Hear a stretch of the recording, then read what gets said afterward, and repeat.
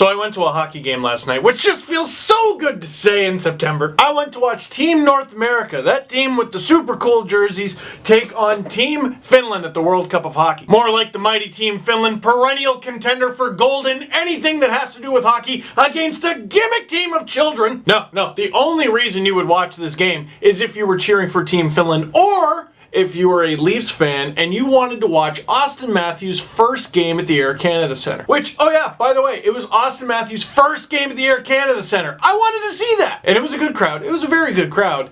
But it wasn't a sellout. And I would have figured Auston Matthews' ACC debut, I don't care what kind of hockey it is, would be a sellout. Although, the fans in attendance knew. Check it out when they announced Matthews' name. Number 34, Auston Matthews. With the guy who came after him for scale.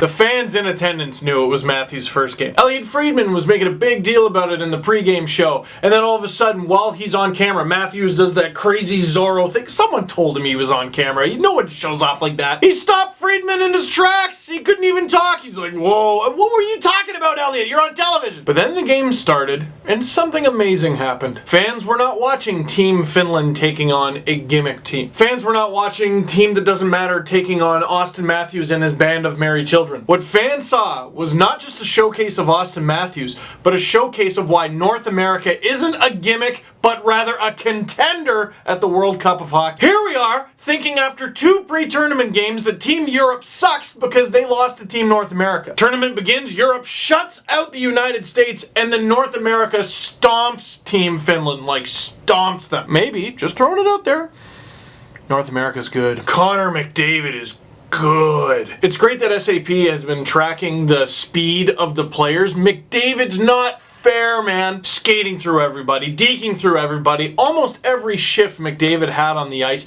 ended up as a scoring chance for Team North America. By the end of the first period, scoring chances were something like 6 or 7 to 1 or 2. And if you were watching just for the Auston Matthews show, the encouraging thing about Connor McDavid's play, Matthews was his line mate. And the even crazier part was the more the game went on, you realized Matthews deserved to be McDavid's line mate. When's McDavid's contract expire again? Other than the first maybe 5-10 minutes or so, when Finland did have a few shots, did make Matt Murray do some work, they were never really in it. North America dominated from start to finish, and it wasn't just the McDavid line, it wasn't just Matthews being wonderful. Man, all of it, the whole team dominated Finland. And North America scores 4 goals, and they hit about 19,000 posts. And Garrett Sparks was joking that Pecorino had like a magnetic goal line that the puck kept stopping on. There were 2 goals called back that North America could have had. Holy smokes, were the kids not just all right, but amazing. And for a game that I thought was going to be the Auston Matthews show,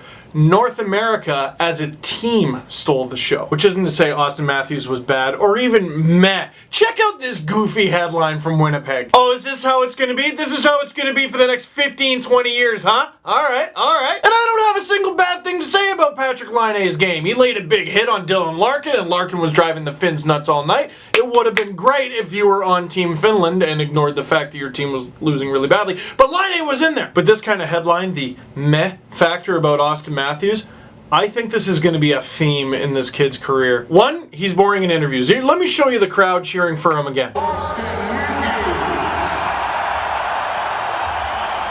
crowd the size of a small Canadian town was screaming for this kid and nothing. And also, I'm so glad that I got to see Auston Matthews live. Because will Matthews be the highest scoring rookie in the NHL this season? No, I don't think so. Will he even be the highest scoring rookie from this past draft class? No, I don't think so. Will Patrick Laine, and maybe even a couple others from the 2016 draft class, outscore Auston Matthews over their career?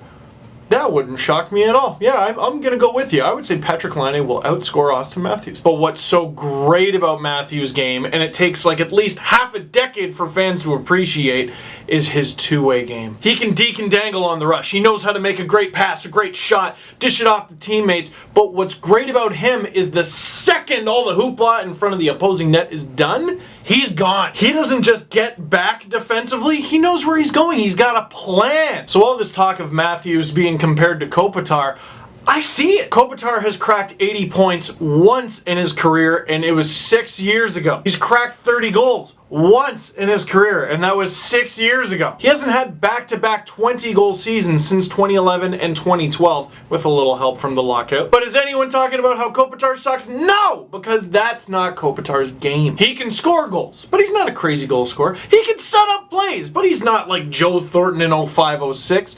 It's because he plays a 200-foot game. And I tell you what, Anze Kopitar's got a pair of cups, and a bunch of other players who are compared to Kopitar have cups too. Would you rather have the Rocket Richard Trophy or some Stanley Cups? Okay, maybe Matthews did steal the show. I'm getting a little, guys, you gotta see this team. You gotta see Team North America play. And Leafs fans, don't just go for Matthews. Oilers fans, don't just go for McDavid. Sabres fans, if you're coming in from out of town, don't just go for Eichel. These guys are legit. And Matt Murray, when he wasn't doodling in his coloring book for like half of the game, was a solid goalie for them. And that was a huge concern, wasn't it? Oh, their defense is gonna suck. Colton Parayko, first star. So, question of the video, what did you think of Auston Matthews' ACC debut? But more importantly, what did you think about Team North America's World Cup of Hockey debut? So that is it for this one. Thank you very much for watching. Click like if you like this video. Click subscribe if you really liked it. Tell all your friends, and I'm telling you, they ain't no gimmick.